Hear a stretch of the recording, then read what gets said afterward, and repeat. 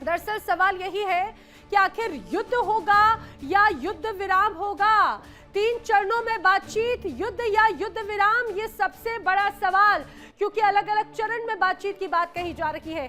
3 चरणों में बातचीत है, 2 मुद्दों पर बात हो चुकी है, ऐसा दावा किया जा रहा है।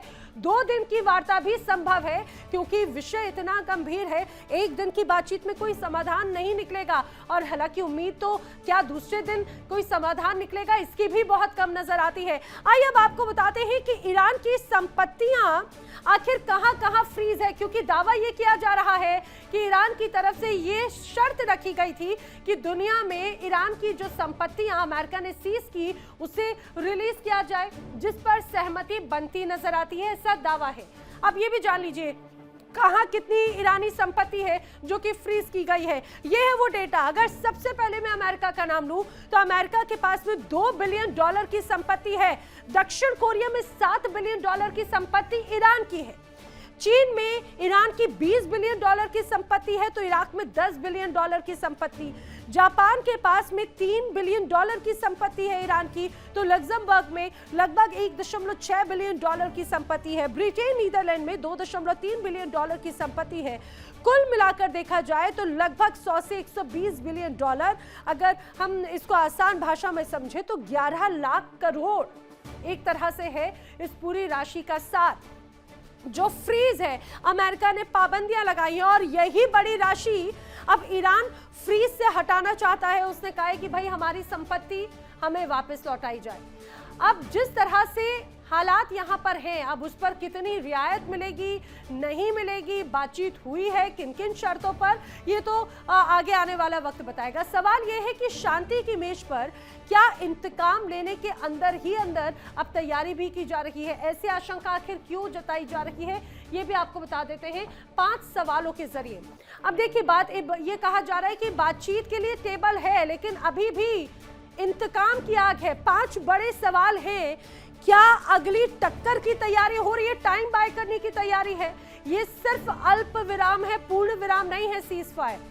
दूसरा सवाल ये, क्या इंतकाम की सियासत को रोकने का मौका है? तीसरा बड़ा सवाल, क्या इस्लामाबाद में शांति वार्ता जो हो रही है असल में वो सिर्फ दिखावा है और कुछ नहीं, जो होना है वो पहले ही तय हो चुका है? अब चौथा बड़ा सवाल जो है, क्या अंदर ही अंदर अब बदले की आग एक तरह से सुलग रही है? पांचवा जो बड़ा कारण है, सवाल है, क्या शांति वार्ता फेल हुई तो युद्ध और भी ज्यादा भड़क जाएगा, जिसका डर बहुत ज्यादा है, संभावना भी बहुत ज्यादा है। इसी बीच एक बड़ी खबर, वॉर ब्रेकिंग, आपको बता दें इस समय की बड़ी वॉर ब्रेकिंग, ईरानी मीडिया के हवाले से जो बड़ी खबर सामने आ रही है वो क्या है? वो बड़ी खबर ये है, ईरानी मीडिया ने बड़ा दावा किया है कि इस्लामाबाद में शांति वार्ता तो जारी है, लेकिन एक्सपर्ट्स और टेक्निकल फेज में ये बातचीत पहुंच चुकी है। ईरानी डेलीगेशन बातचीत में शामिल है, तो एक्सपर्ट फेज में बातचीत के कई बड़े मायने हैं। यूरेनियम, हॉर्मुज और प्रतिबंधों पर चर्चा हो रही है।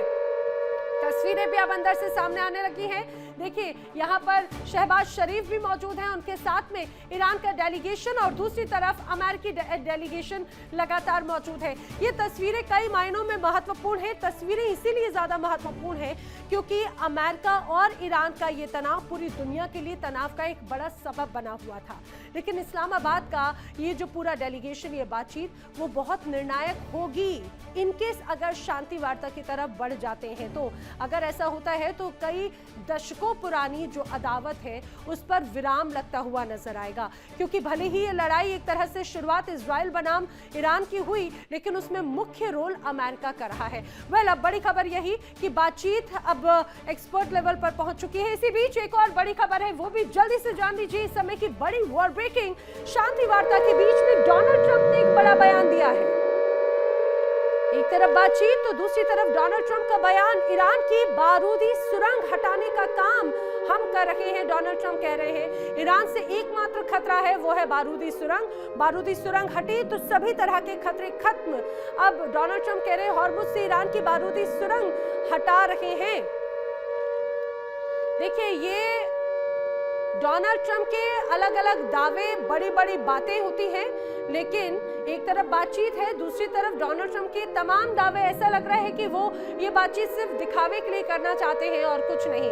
इसके पहले भी कई बार वो ऐसे ही हेकड़ी या गीदड़ भभकी भी देते हुए नजर आए थे। कई बड़ी बातें इस दौरान उनकी तरफ से कही गई थी। वेल, मेरे साथ में खास मेहमानों का पैनल भी कनेक्ट हो रहा है, एक्सपर्ट्स का।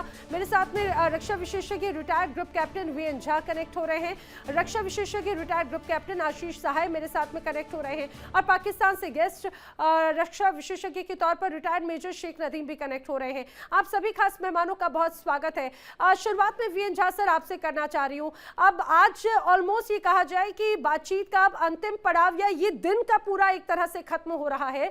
क्या आपको आसार नजर आ रहे हैं सर? कोई फ्रूटफुल आज की बैठक नजर आ रही है या फिर इसका एक तरह से और मियाद बढ़ती हुई नजर आएगी?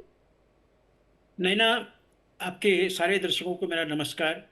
देखिए, ईरान और अमेरिका के बीच में विश्वास की कमी, लैक ऑफ ट्रस्ट की इतनी बड़ी खाई है कि उसको भरने में तो शायद सदियों लग जाए। और उस बीच में जब ये चर्चा हो रही है तो ये जिस भी अगर एक कदम भी आगे बढ़ता है तो ये सराहनीय है।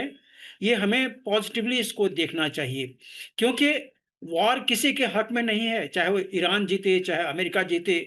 अमेरिका के जीतने का सवाल नहीं उठता है, क्योंकि वो ईरान को जीत नहीं सकता है तब तक जब तक वो अपने जो सैनिक हैं, बूट्स ऑन ग्राउंड, वो नहीं उतारते यहाँ पे, और वो कभी नहीं करने वाला है ऐसा। तो ये वॉर जीता नहीं जा सकता। हाँ, ईरान को बेशक काफी नुकसान पहुंचा सकता है और वो पहुंचा भी रहा है। दूसरी तरफ आपने जैसा कहा कि आज कोई विशेष प्रगति होने की आशा कम ही थी। आज की जो वार्ता थी वो 8 बजे 9 बजे के शुरू होने की आशा थी, लेकिन आफ्टरनून में शुरू हुई। तो आज जितना भी कुछ हुआ है इसमें बहुत ज्यादा अभी we should not read too much in between the lines today. यही चीज मैं कहना चाहता हूं, क्योंकि अगर इन दोनों में, दोनों पार्टियों में, दोनों दोनों साइड में अगर ये विश्वास बना, ये सहमति बनी कि हम कल भी चर्चा करेंगे, तो हमें कल को देखना चाहिए कि कल कितनी प्रगति होती है। 2-3 चीजें ईरान ने बिल्कुल साफ कर दी है बहुत पहले से। पहला कि उसका जो लेबनान के साथ में जो संबंध है वो कायम रहे, क्योंकि ये सारी चर्चाएं, ये सारी युद्ध शुरू क्यों हुई है? वही हिजबुल्लाह, वही हमास जो कि ईरान द्वारा बैक्ड है। अगर उस हिजबुल्लाह के ऊपर में आज प्रहार हो रहा है इसराइल द्वारा, तो हमें ये एक्सेप्ट करना मुश्किल होगा कि ईरान चुप बैठ जाएगा। नहीं बैठेगा चुप। तो लेबनान का सवाल है एक तरफ में, दूसरी तरफ में जितनी सारी जो नुकसान हुई है ईरान की, चाहे वो जान माल का हो चाहे एसेट्स का हो, ये सारे नुकसान जो हुए ये कौन इसकी भुगताई करेगा? खमैनी उनका मारा गया, डिफेंस मिनिस्टर मारा गया, army commander, navy commander, IRGC head, chief of defence advisory, कितने सारे नाम गिनाएंगे आप, इंक्लूडिंग एसपीएनडी हेड। तो इतने सारे लोग मारे गए हैं। ईरान चुपचाप बैठ जाएगा कि हाँ ठीक है, हम मान लेते हैं कि आपने इन सबों को मार दिया? ये नहीं होने वाला है। तो सर ये सही बात है, ये तो एक विन विन सिचुएशन हो जाएगी अमेरिका के लिए भी कि वो जो चाहते थे रिजीम चेंज या उनकी लीडरशिप जिनसे उन्हें आपत्ति थी उन्हें ढेर कर दिया। वेल, मैं कंटिन्यू आगे करूं, लेकिन इस बीच एक बड़ी खबर जल्दी से अपने दर्शकों को बता देती हूँ। इस समय की बड़ी खबर यह है कि इस पूरी वार्ता पर ईरान का भी एक बयान सामने आ गया है, और ये सनसनीखेज बयान है बातचीत के बीच में। ईरान कह रहा है कि हमारी उंगलियां ट्रिगर पर हैं, हम अपनी शर्तों पर झुकने वाले नहीं हैं, ये स्पष्ट कर चुका है ईरान। ईरान कह रहा है कि हम अपनी आत्मरक्षा के लिए हमेशा तैयार रहेंगे।